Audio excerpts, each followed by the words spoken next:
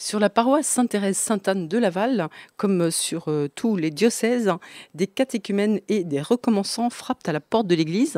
Dom Pierre-Alphonse Framand, vous êtes le curé de cette paroisse. Bonjour. Bonjour à vous, bonjour aux auditeurs de Radio Fidélité. De fait, nous avons un courant permanent qui a tendance à grossir, mais pas dans des chiffres astronomiques, soit de jeunes adolescents ou adultes qui demandent le baptême, soit de jeunes adolescents ou adultes qui sont déjà baptisés, qui n'ont reçu aucune formation et qui d'un seul coup commencent à se poser des tas de questions. Ça peut s'expliquer avec, je dirais, une certaine anxiété ambiante qui fait que les événements politiques, religieux, les tensions sociales font qu'ils se posent des tas de questions.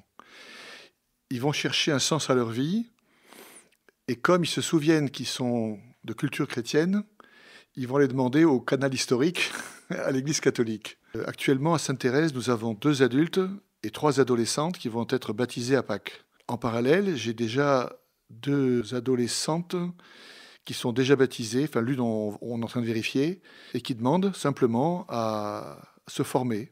Alors c'est une belle nouvelle pour l'Église, ça.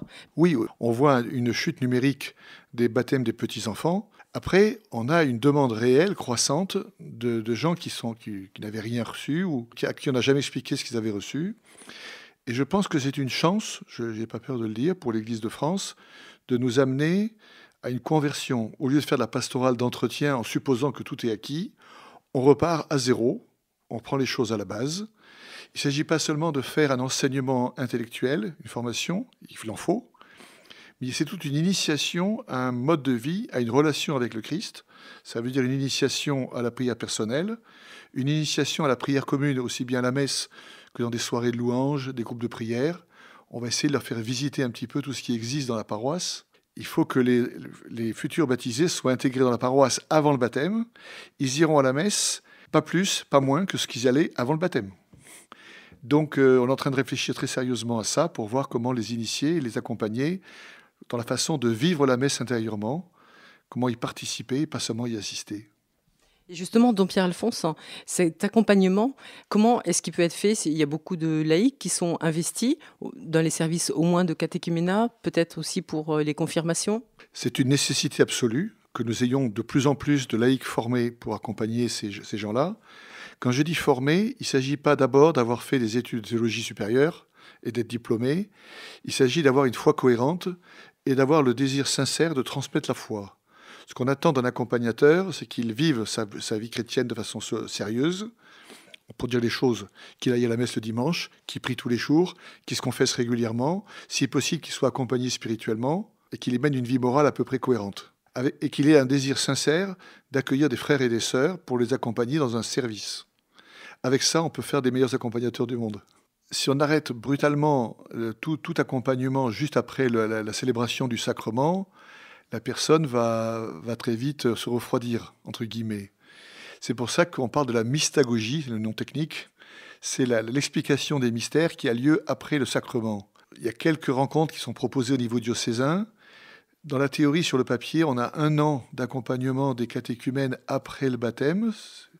Mais au niveau des paroisses, ça reste encore à structurer pas mal. Il y a beaucoup d'efforts, de choses à réfléchir, à préciser. Sur l'organisation ou parce que précisément vous manquez un petit peu de ressources? Je crois que c'est les 2. Il faut qu'on précise les choses. On a des éléments, mais à mon avis, c'est incomplet ou je n'ai pas bien lu en tout cas tout ce qu'il fallait. Et deuxièmement, c'est sûr qu'on a besoin de laïcs disponibles. Aujourd'hui, on considère qu'un catéchumène adulte, on lui met au moins 2 accompagnateurs. Ça peut être un couple. Il y aura des rencontres en groupe de paroissiaux, puis il y a des rencontres de l'accompagner avec ces 2 accompagnateurs au moins 1 fois par mois, sans compter la participation qu'on lui propose à la messe du dimanche de façon en mode découverte la première année, et on vise de plus en plus à le mettre obligatoire, entre guillemets, la 2e année. Pour les personnes qui accompagnent, à la fois c'est très très beau, parce qu'en même temps ça permet aussi de favoriser l'épanouissement d'une nouvelle vie chrétienne, mais c'est engageant. L'engagement des accompagnateurs, il est peut-être un peu différent de ce qu'ils peuvent imaginer quand ils ne l'ont pas encore fait. Je crois que tous s'enthousiasment une fois qu'ils ont découvert la personne et qu'ils créent des liens d'amitié avec elle. Après, il peut y avoir des déceptions. Et moi, j'essaie de fortifier à l'avance mes accompagnateurs en leur disant « Vous êtes responsable de prendre les moyens, vous n'êtes pas responsable du résultat. Si l'accompagné décide d'arrêter son parcours, c'est pas de votre faute. » Après, c'est pas très lourd, l'accompagnement en tant que tel.